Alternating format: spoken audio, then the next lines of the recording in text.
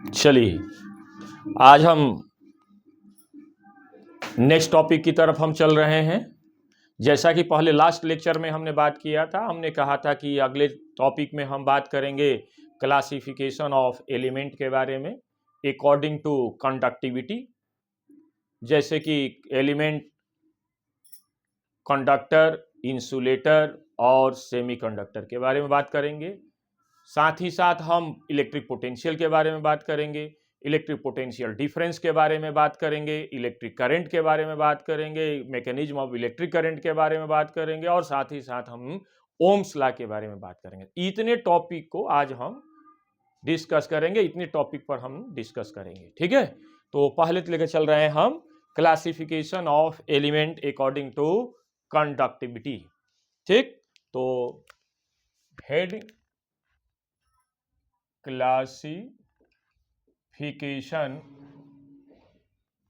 Classification of element. ध्यान रहे, notes जरूर कंप्लीट करते चलिए साथ ही साथ। तो क्लासिफिकेशन ऑफ एलिमेंट, एलिमेंट को हम क्लासिफाई करेंगे। ये एलिमेंट के क्लासिफिकेशन होगा और अकॉर्डिंग टू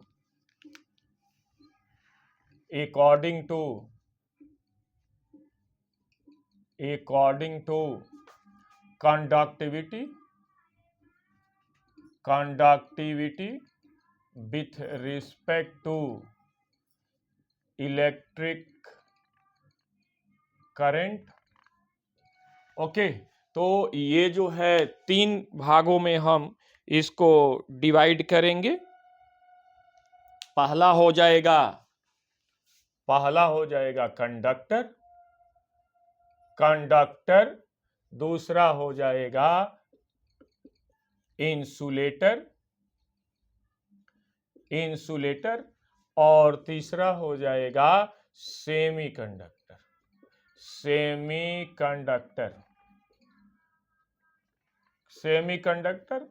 इस ऑब्लिक सी। ठीक, इतने के बारे में हम अभी फिलहाल डिस्कस कर रहे हैं। कंडक्टर किसे कहते हैं, इंसुलेटर किसे कहते हैं, सेमीकंडक्टर किसे कहते हैं। तो पहले ध्यान रखिए, इस तीनों के डिफिनीशन बहुत ज्यादा इंपॉर्टेंट नहीं है, लेकिन तीनों के एग्जाम्पल बहुत ज्यादा इंपॉर्टेंट है। तो हम ज्यादा से ज्यादा एग्जाम्पल पर ही फोकस करेंगे। देखिए, अक्सर बच्चों को तो ये इसके डिफिनीशन याद ही रहता है।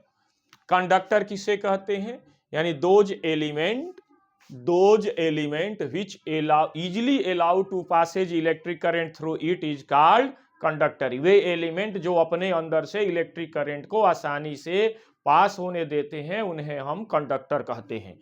तो हेडिंग डालेंगे हम कंडक्टर। बाबू जो है, आप लोग जो है नोट्स कंप्लीट करते चले। हाँ, conductor, those elements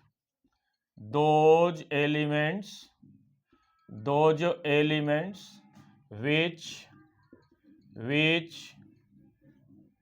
allow to passage electric current through it easily called conductor के एग्जाम्पल क्या हो जाएंगे, conductor metals and metallic alloy like nichrome. बाबू जो है, नाइक्रोम किसी से मिलकर बना होता है, लोहा और क्या, क्रोमियम और प्लस निकिल पहला। उसके बाद जो है कांस्टेंटन, ये भी क्या है, एलॉय है और ये किसी से मिलकर बना है, कापर और निकिल से मिलकर बना है। और कौन सा होगा, मैग्नीन, ये भी एलॉय है, मैग्नीज नहीं मैग्नीन। ये किसी से मिलकर बना है? कॉपर, मैग्नीज और निकिल से। कॉपर, मैग्नीज और निकिल से मिलकर के बना है। तो ये सभी के सभी क्या हो जाएंगे? कंडक्टर हो जाएंगे। ओके, अब हम चलते हैं कंडक्टर के बाद इंसुलेटर। तो दूसरा हेडिंग हम नोट करते हैं, दूसरा हेडिंग हम देखते हैं। क्या? इंसुलेटर। इंसुलेटर्स, इंसुलेटर, इंसुलेटर क्या है? वे element which do not allow to Passage electric current easily, यानी वे एलिमेंट जो अपने अंदर से इलेक्ट्रिक करंट को आसानी से पास नहीं होने देते हैं, उन्हें हम क्या कहते हैं? इंसुलेटर कहते हैं। ठीक, ये सभी लोग जानते हैं, इसलिए हम तेजी से आगे बढ़ रहे हैं। Those elements which do not passage which do not allow to passage, do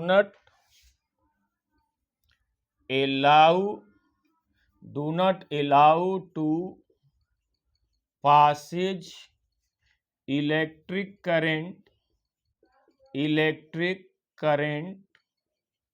through it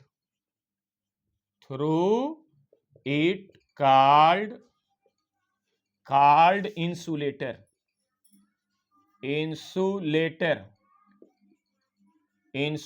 example क्या हो जाएगा इसका? एग्जाम्पल क्या हो जाएगा? एग्जाम्पल ज्यादा इंपॉर्टेंट है। ये जो पेपर हो जाएगा, ड्राई वुड हो जाएगा, और क्या हो सकता है ड्राई वुड के बाद? इसके नीचे नहीं है। चलिए देखिए, इंसुलेटर में कौन कौन से एग्जाम्पल होंगे इंसुलेटर के? पेपर हो सकता है, ड्राई वुड होगा, प्लास्टिक हो सकता है, कॉटन हो सकता है, पोर्सिलीन हो सकता है, बेकेलाइट हो सकता है। तो इसमें ज्यादा इंपॉर्टेंट क्या है? इसमें कॉटन हो जाएगा, पोर्सिलीन हो जाएगा, बेकेलाइट हो जाएगा। हाँ, उसके बाद और क्या हो सकता है? इसमें रबर भी हो सकता है। रबर हो सकता है, ग्लास हो सकता है। तो ये जो है सभी के सभी क्या हो जाएंगे? इंसुलेटर होंगे। ओके, अब हम चलते हैं सेमीकंडक्टर की तरफ। ठीक है, चलते हैं सेमीकंडक्टर। ठीक है, तो ये हो जाएगा सेमीकंडक्टर तीसरा। चलिए, सेमीकंडक्टर किसे कहते हैं? यानी यहां पर जो है कंडक्टर है और इंसुलेटर है। ठीक, तो कंडक्टर क्या करता है? अपने अंदर से इलेक्ट्रिक करंट को आसानी से फ्लो होने देता है। इंसुलेटर अपने अंदर से इलेक्ट्रिक करंट को आसानी से फ्लो नहीं होने देता है। उसी तरह से कंडक्टर और इंसुलेटर के बीच में आता है सेमीकंडक्टर, यानी वे एलिमेंट जो अपने अंदर से इलेक्ट्रिक करंट को, यानी ये कहें कि, चलिए, तो सेमीकंडक्टर क्या है? जिनकी कंडक्टिविटी कंडक्टर से कम और इंसुलेटर से ज्यादा होती है, उन्हें हम सेमीकंडक्टर कहते हैं। तो लिखेंगे हम those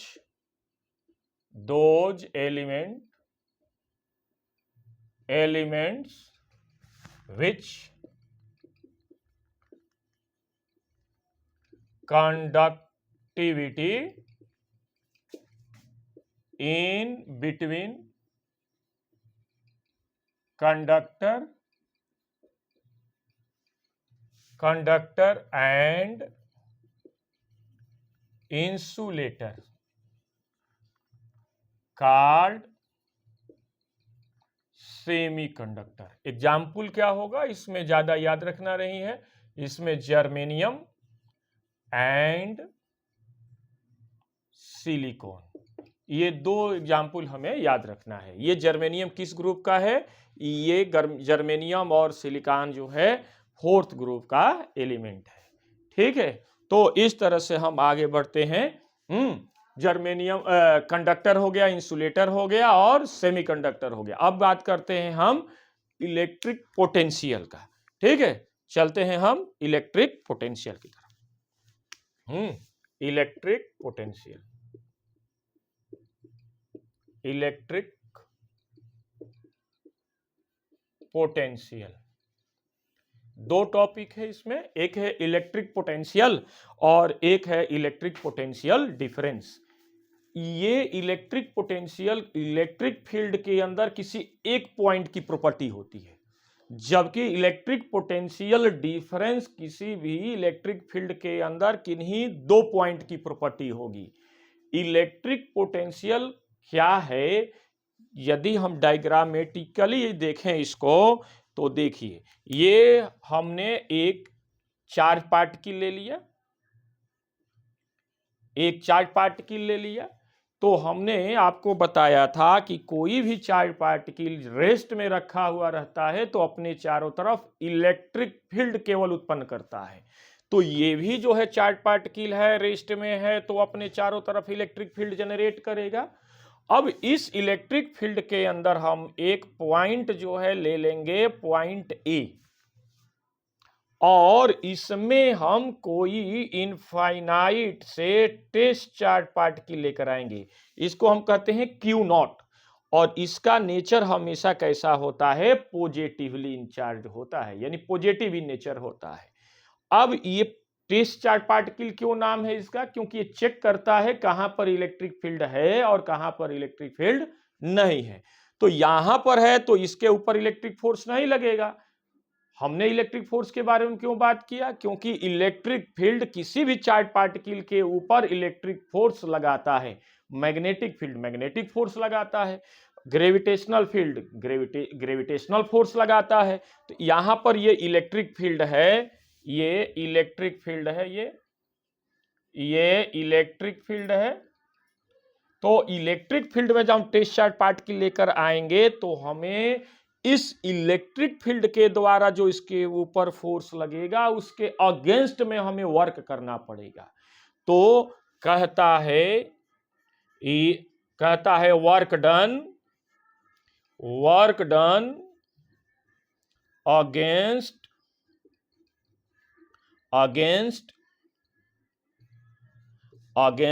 electric force by work done against electric force by a test charge particle in a electric field at a point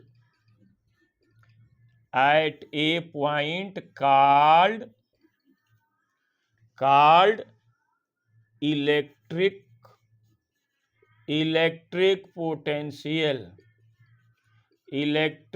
potential. Okay, work done against electric force by a test charge particle in electric field at a point is called electric potential. या ये work done against electric force by a test particle in a electric field at a point for moving. एक मिनट, इसमें थोड़ा एक और जोड़ दें, फॉर मूविंग फ्रॉम infinite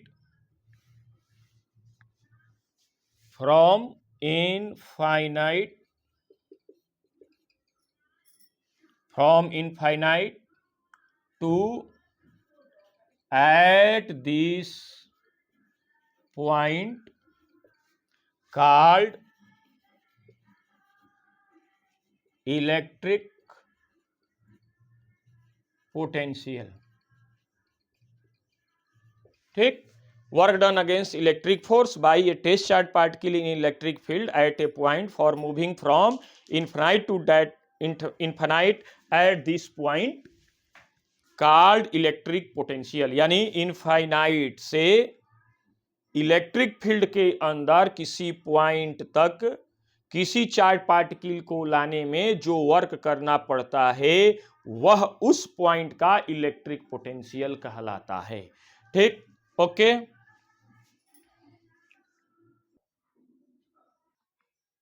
चलिए, तो ये हमने अभी इलेक्ट्रिक पोटेंशियल बात किया, और इलेक्ट्रिक पोटेंशियल किसी से रिप्रेजेंट करते हैं?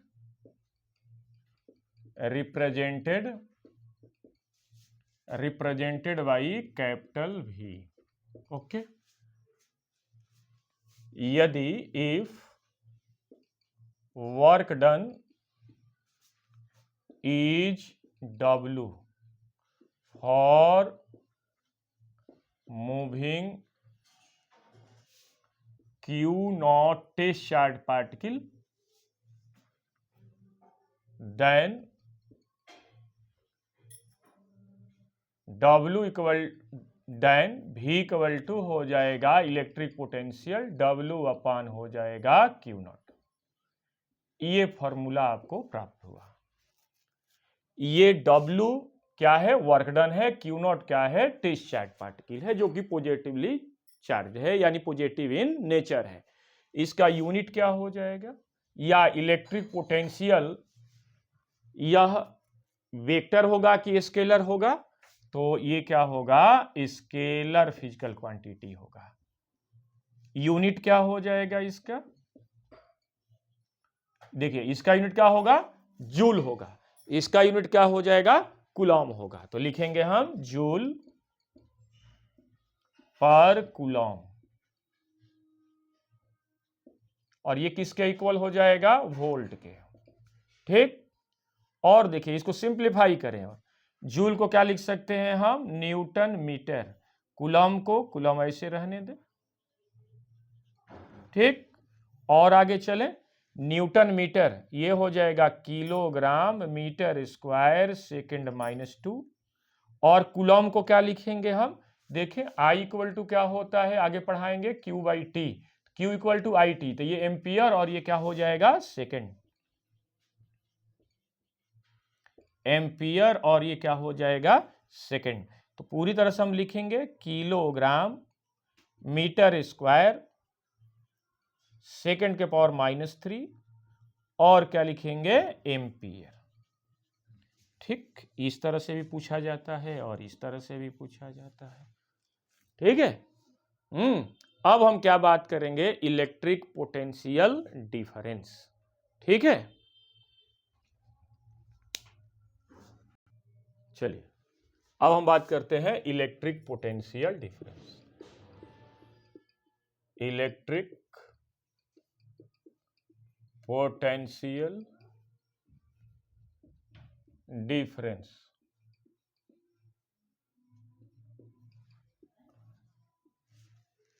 ठीक, ये डिफरेंस किसी भी इलेक्ट्रिक फील्ड के अंदर या किसी भी इलेक्ट्रिक सर्किट के अंदर किन्हीं दो पॉइंट की प्रॉपर्टी होती है। ये इलेक्ट्रिक पोटेंशियल किसी इलेक्ट्रिक फील्ड या इलेक्ट्रिक सर्किट के अंदर किसी एक पॉइंट की प्रॉपर्टी होगी। तो हम बात करेंगे इलेक्ट्रिक पोटेंशियल डिफरेंस के। ये हम देखें, यहां पर हम एक टेस्ट चार्ज पार्टिकल बना लिया और इसके चारों तरफ ये इलेक्ट्रिक फील्ड हो गया, और दो पॉइंट हमने कंसीडर कर लिया, एक पॉइंट ए और एक पॉइंट बी। अब हम यहां पर पॉइंट बी पर हम एक टेस्ट चार्ज पार्टिकल रख दिया। एक टेस्ट चार्ज पार्टिकल रख दिया। इस टेस्ट चार्ज पार्टिकल को यदि हम बाहर से लेकर आ रहे हैं बी पर, तो देखो इतना हमें चलना पड़ रहा है। तो चलेंगे किस में चल रहे हैं? इलेक्ट्रिक फील्ड में। इलेक्ट्रिक फील्ड में क्या लगेगा चार्ज पार्टिकल के ऊपर? Electric force. तो यहां पर पॉइंट बी पर यदि लाएंगे हम किसी चार्ज पार्टिकल को, तो हमें वर्क करना पड़ेगा।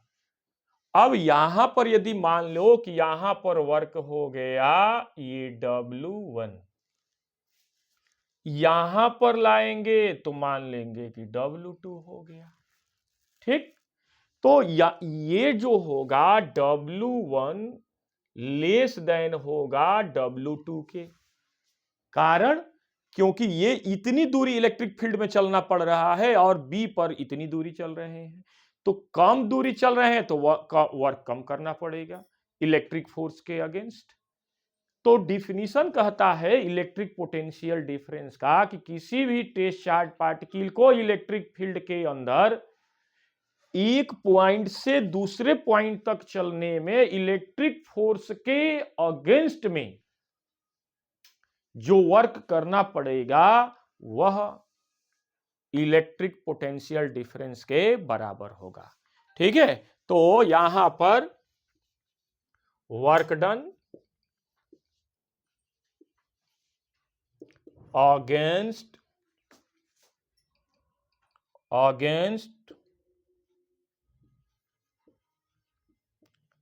Electric force, work done against electric force for moving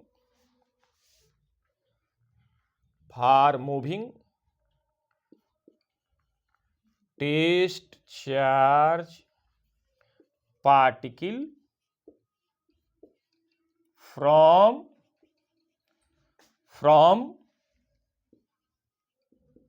point A to B. Work done against electric force for moving test charge particle from 1A to B या from one point to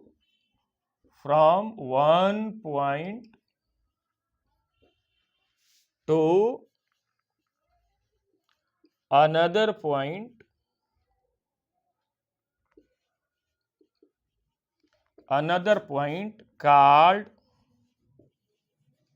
called electric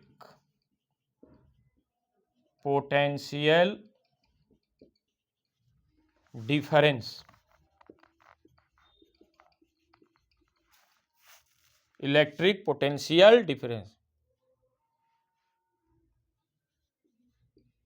ठीक, ये देखें तो ये represented by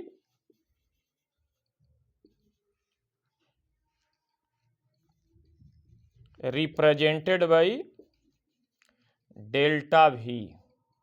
ठीक, तो delta V equal to क्या हो जाएगा, मान लो यहां पर, तो डेल्टा V इक्वल टू क्या हो जाएगा, W अपान क्या हो जाएगा Q0। यदि मान लें कि पॉइंट B से पॉइंट A तक जाने में वर्क डन कितना हो, W हो, और किसके चलाने में, Q0 को चलाने में, तो इलेक्ट्रिक पोटेंशियल डिफरेंस कितना होगा, delta V equal to W upon Q0। इसका SI यूनिट या यूनिट कितना हो जाएगा, यूनिट वही होगा जो कि इलेक्ट्रिक पोटेंशियल का होगा। क्या हो जाएगा ये, जूल पर कूलम, या किसके इक्वल हो जाएगा, वोल्ट के। ये भी कैसा यूनिट होगा, स्केलर होगा, स्केलर फिजिकल क्वांटिटी होगा। तो ये जो है, यदि मान लीजिए कि डेल्टा V के जगह पर, फिर डेल्टा V की इक्वल टू किसके हो सकता है, चलिए, तो यहां पर हम बात ये थी, मान लीजिए कि यहां पर इलेक्ट्रिक पोटेंशियल, मान लीजिए कि ये पॉइंट A है तो इलेक्ट्रिक पोटेंशियल क्या होगा, VA मान ले। यहां पर इलेक्ट्रिक पोटेंशियल क्या मान ले, VB। तो electric potential difference delta V equal to क्या हो जाएगा, VA माइनस VB। ठीक है, क्यों VA माना हमने, क्योंकि यहां पर पॉइंट A पर वर्क डन का वैल्यू ज्यादा है। यदि हम ये कहें W2 के जगह पर हम WA रख दें और ये यहां पर रख दें WB, तो WA W A greater than हो जाएगा डब्ल्यू बी के। तो जब पोटेंशियल ज्यादा, जब वर्क डन ज्यादा होगा तो पोटेंशियल भी क्या होगा, ज्यादा होगा।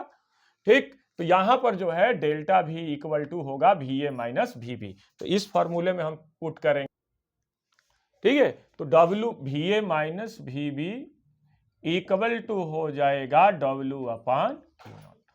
ये एक फॉर्मूला हुआ। मान लीजिए इफ, यदि पॉइंट बी इनफाइनाइट पर हो, तो इनफाइनाइट पर if point B lie at, ठीक है, तो यहां पर पॉइंट बी लाई एट, ठीक है, तो ये if point B lie at infinite, ठीक, तो इनफाइनाइट पर होगा, यदि पॉइंट बी इनफाइनाइट पर होगा तो हम जो है पॉइंट बी पर पोटेंशियल कितना मानते हैं, 0 मानेंगे, ठीक है। तो at in if point B lie V B equal to क्या हो जाएगा हमें ये 0। So V A my equal to हो जाएगा डब्ल्यू अपान क्यू नॉट। ठीक, तो इसका यूनिट क्या होगा, यूनिट तो हो चुका है, ये हो जाएगा V equal to W upon Q naught. ठीक है, तो यहां पर जो है इलेक्ट्रिक पोटेंशियल डिफरेंस कैसे मेजर करते हैं इसके बारे में हम बात करेंगे, और 1 वोल्ट, व्हाट इज 1 वोल्ट, तो उसके डिफिनीशन के बारे में भी हम बात करेंगे। ठीक है, चलिए चलिए 1 वोल्ट, 1 वोल्ट, ठीक, चलिए 1 वोल्ट क्या है, देखें 1 volt equal to 1 volt equal to 1 joule upon 1 coulomb. ठीक है, तो यदि किसी चार्ज पार्टिकल को इलेक्ट्रिक फील्ड के अंदर एक पॉइंट से दूसरे पॉइंट तक ले जाने में 1 जूल वर्क करना पड़े, फिर से सुने, यदि किसी 1 कूलम के चार्ज पार्टिकल को इलेक्ट्रिक फील्ड के अंदर किसी एक पॉइंट से दूसरे पॉइंट तक ले जाने में 1 जूल वर्क करना पड़े, तो उस पॉइंट का इलेक्ट्रिक पोटेंशियल 1 वोल्ट होगा। ठीक है, तो लिखते हैं if 1 joule work is done for moving 1 coulomb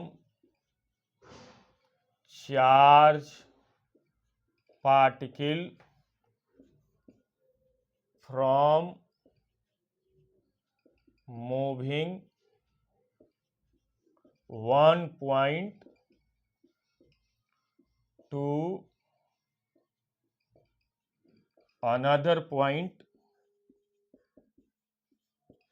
in electric field,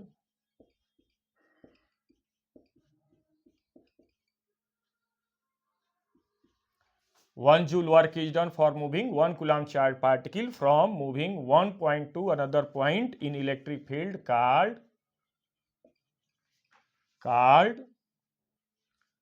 then potential will be 1 volt. ठीक, ये रहा 1 वोल्ट का डिफिनीशन। ठीक है, अब हम बात करते हैं वोल्ट मीटर। देखते चले, ये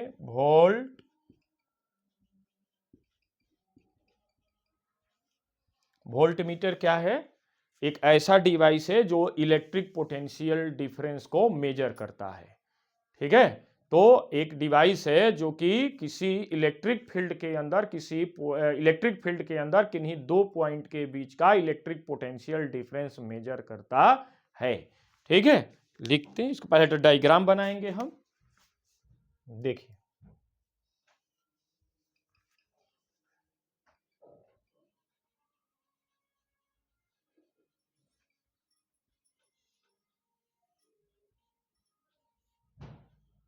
ये देखें, ये इलेक्ट्रिक सर्किट है, ये रेजिस्टेंस है, ये पॉइंट ए है और ये पॉइंट बी है। ठीक, पूछता है कि वोल्ट मीटर का डायग्राम बनाएं। तो वोल्ट मीटर को किस रिप्रेजेंट करते हैं, इस तरह से रिप्रेजेंट करते हैं।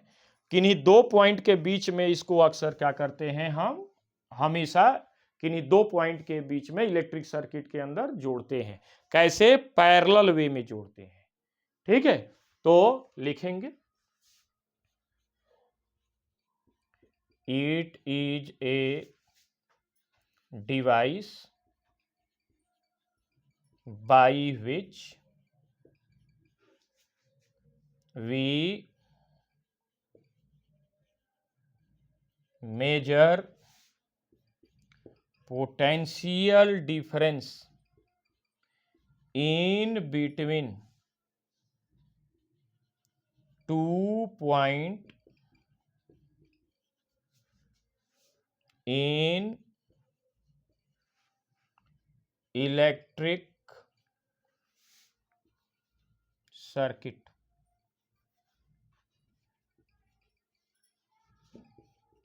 ठीक, it is a device by which we measure potential difference in between 2 points in electric circuit। Okay, ये जो है इसके ये हैव हाई रेजिस्टेंस, ये इसके पास ज्यादा रेजिस्टेंस होता है और डू नॉट मेजर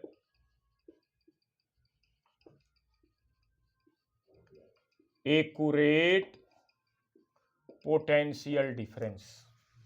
ठीक है, इस तरह से हम आगे नेक्स्ट टॉपिक पर चलते हैं, पोटेंशियोमीटर देखते हैं।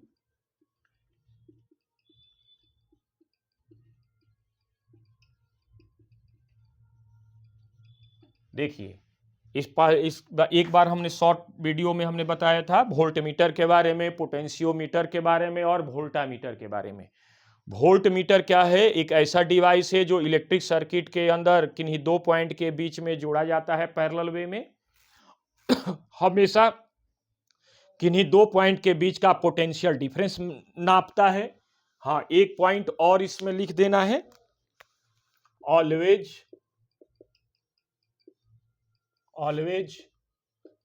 Connect in parallel in between 2 point. ठीक, ओके, यहां पर देखिए पोटेंशियोमीटर क्या है, it is a device which measure accurate potential difference, accurate potential difference in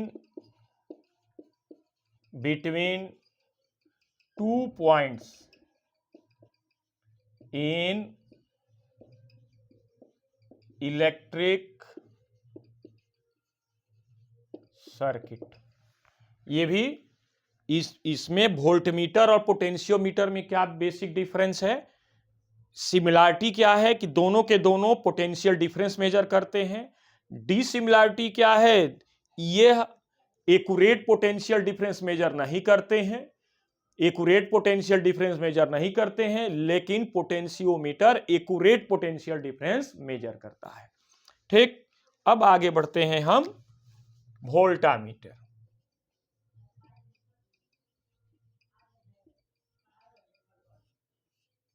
voltameter क्या है, यह डिवाइस नहीं है, ये क्या है, कंटेनर है जिसके अंदर इलेक्ट्रोलिसिस की फिनोमिना होती है। ठीक, तो आगे बढ़ते हैं। It is not a device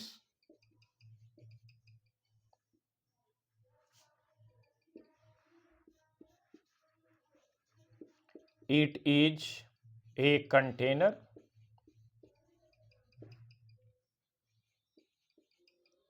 in which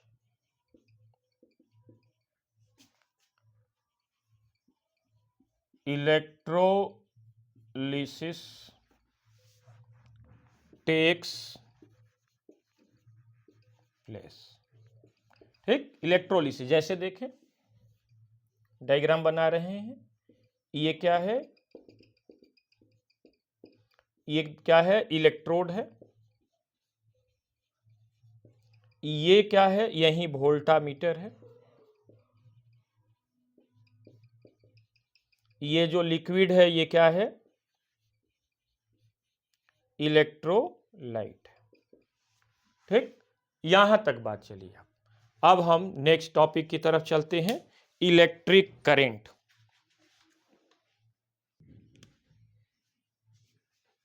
चलिए, इलेक्ट्रिक करंट,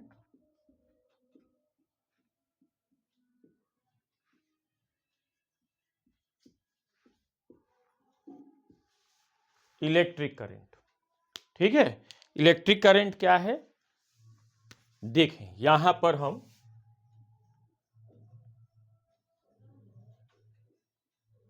ये कंडक्टर है और इसके बीच में हमने एक बैटरी जोड़ दिया।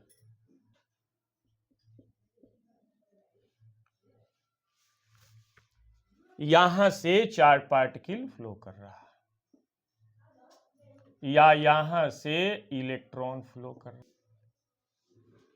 क्या कहते हैं electric current, rate of flow of charge with respect to time is known as electric current. यानी किसी भी कंडक्टर के, यदि हम ये बात करें कंडक्टर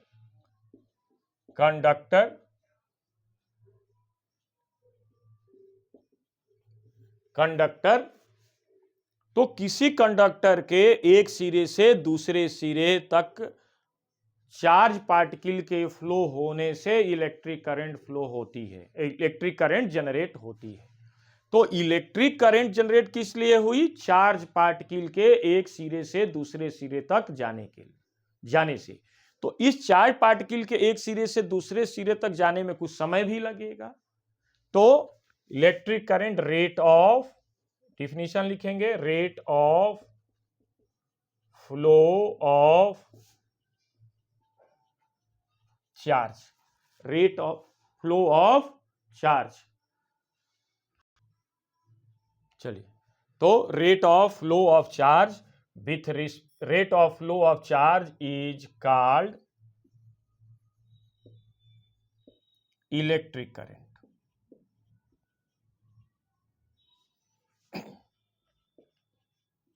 या और लिख सकते हैं, इसका दूसरा डिफिनीशन लिख सकते हैं, flow of charge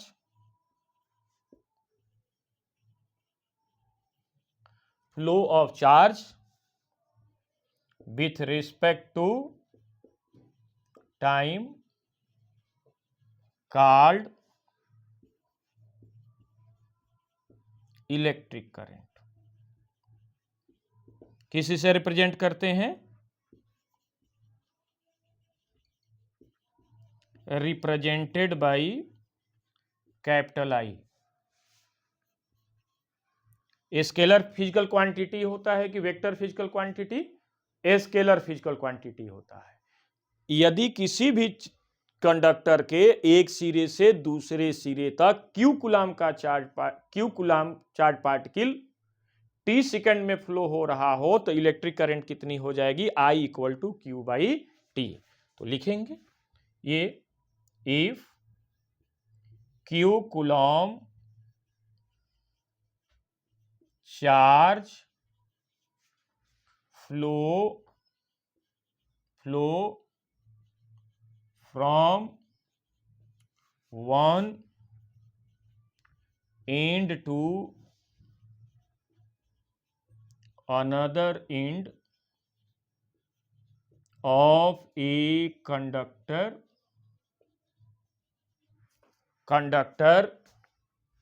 in t second, then आगे लिखेंगे, then current I equal to हो जाएगा क्यू बाई टी। ये फॉर्मूला है। पहले हम पढ़ा चुके हैं Q इक्वल टू क्या होता है, कैपिटल Q चाहे स्मॉल q इक्वल टू क्या होता है, NI। ये वैल्यू हम यहां पुट कर देंगे तो I इक्वल टू क्या हो जाएगा, NI अपॉन टी। यहां पर N बाई टी क्या है, फ्लो नंबर ऑफ चार्ज पर सेकेंड। ओके, इसका SI यूनिट क्या हो जाएगा,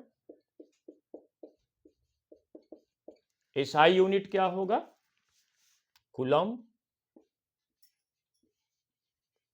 coulomb per second equal to क्या हो जाएगा, एम्पियर।